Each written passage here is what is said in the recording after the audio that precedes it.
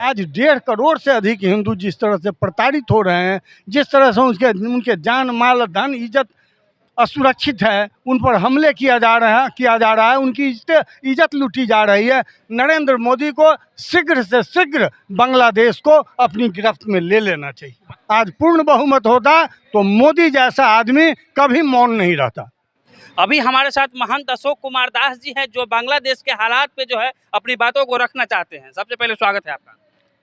मैं नमस्कार करता हूं आप लोगों को और क्षोभ प्रकट करता हूं, दुख प्रकट करता हूं, आश्चर्य प्रकट करता हूं कि बांग्लादेश के हिंदुओं पर, वहां की बहनों पर जो अत्याचार हो रहे हैं, कहीं भी इसकी आवाज़ नहीं उठाई जा रही है, वेदना नहीं। क्या कहना चाहेंगे बांग्लादेश के हालात पर? हम चाहेंगे कि बांग्लादेश का विभाजन हो और वहाँ 64 जिलों में जो बटे हुए हिंदू हैं वो पूरब से, पश्चिम से, उत्तर से, जहाँ से भी दे कम से कम 20 जिलों में का एक देश बना करके अलग से हिंदुओं को दे दिया जाए, जहां हिंदू सुरक्षित रह सके। ये हम माननीय नरेंद्र मोदी से मांग करते हैं। हम मांग करते हैं कि तत्काल प्रभाव से सरकार वहां सेना भेजे और वहां के हिंदुओं की रक्षा के लिए तत्परता से काम करे, वहां उसको राशन दे, कपड़े दे और हिफाजत की पूरी तैयारी के साथ यहाँ से सेना को कुछ करवाए। यही हमारी मांग है।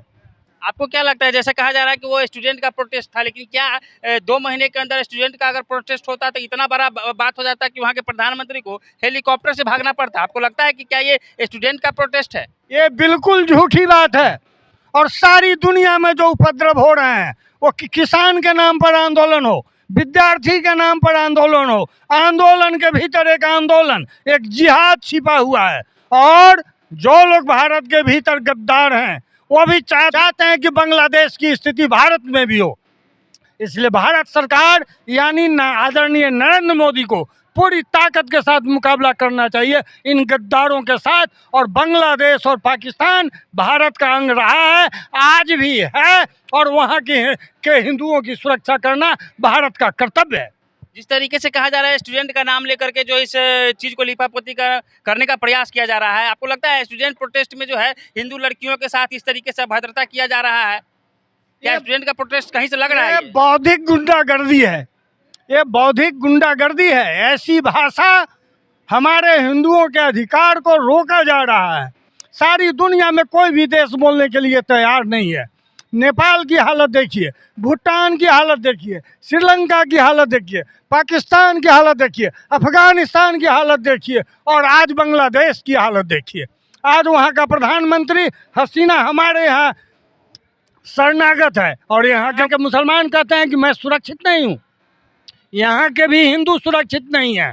और बांग्लादेश की जो हालत है वो तो इतनी बदतर है कि राष्ट्रसंघ चुप है, अमेरिका चुप है, इंग्लैंड चुप है, फ्रांस चुप है, सब अपनी ही वेदनाओं से, अपनी ही बीमारियों का शिकार है। इसलिए भारत को आगे आना होगा। आज 1.5 करोड़ से अधिक हिंदू जिस तरह से प्रताड़ित हो रहे हैं, जिस तरह से उनके जान माल धन इज्जत असुरक्षित है, उन पर हमले किया जा रहा है, उनकी इज्जत लूटी जा रही है। नरेंद्र मोदी को शीघ्र से शीघ्र बांग्लादेश को अपनी गिरफ्त में ले लेना चाहिए। बांग्लादेश के हालात पे जिस तरीके से सभी ने चुप्पी साध रखी है, क्या लगता है वहाँ के हिंदुओं पर क्या होने वाला है?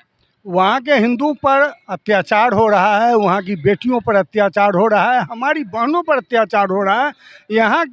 यहाँ की सरकार को देरी नहीं करनी चाहिए, बड़ी तत्परता से, जैसे उसने कश्मीर में हालात को संभाले, उसी तरह से उनको बांग्लादेश में भी हालत संभालने चाहिए। नहीं तो बंगाल के हिंदू जो 22% से 8% हो गए हैं। आपको लगता है यही मौका है जब वहाँ बांग्लादेश को जो है हिंदुओं के लिए एक अलग देश वहाँ से बना करके देना चाहिए? लगता है आपको ऐसा भी क्या? जी, निश्चित रूप से इंदिरा गांधी ने बड़ी भूल की थी। जिस समय बांग्लादेश का निर्माण उसने किया था, उसी समय हिंदुओं के बारे में भी बहिफाजती कोई न कोई संविधान में उल्लेख होना चाहिए था। लेकिन इंदिरा गांधी ने ऐसा नहीं किया और धीरे धीरे वहाँ के हिंदुओं पर हमले होते गए, उनकी आबादी कमती गई और यहाँ तक कि वहाँ के मुसलमान भारत में घुसपैठ करने लगे। दोनों ही तरह से भारत और हिंदू शिकार हुए। एक बार इंदिरा गांधी जी को मौका मिला था, हालांकि वो अपने मौके से चूक गए, लेकिन वही मौका जो है प्रधानमंत्री नरेंद्र मोदी जी के पास है। लेकिन हम लोगों ने गलत फैसला किया है और नरेंद्र मोदी को बहुमत नहीं दे करके हमने बड़ी गलती की है। आज नरेंद्र मोदी फुल फॉर्म में गवर्नमेंट में होते तो शायद ये दिन नहीं देखना पड़ता, लेकिन जो लोग हमारे साथ सरकार में हैं उनको निश्चित रूप से मोदी का हाथ मजबूत करना चाहिए ताकि मोदी कड़े से कड़े फैसले ले सकें। यानी बांग्लादेश के हालात पे अगर अपनी मजबूती से बातों को नहीं रखने के कारण जो है आप समझ सकते हैं कि पूर्ण बहुमत का नहीं होना भी कारण है। निश्चित रूप से आज पूर्ण बहुमत होता तो मोदी जैसा आदमी कभी मौन नहीं रहता। मोदी क्या है, वो भारतीय जनता पार्टी के लोग, आरएसएस को लोग, भारत के लोग बखूबी जानते हैं मोदी एक कदम भी पीछे हटने वाला नहीं है। ये रहे अपने बांग्लादेश के हालात पे जिस तरीके से इन्होंने अपनी बातों को रखा। इनकी बातों को देखने के बाद आपकी क्या प्रतिक्रिया है कमेंट बॉक्स में अवश्य दीजिएगा। फिलहाल आप देख रहे थे धमाल इंडिया न्यूज, राजीव गौतम के साथ। नमस्कार, जय हिंद, जय बिहार।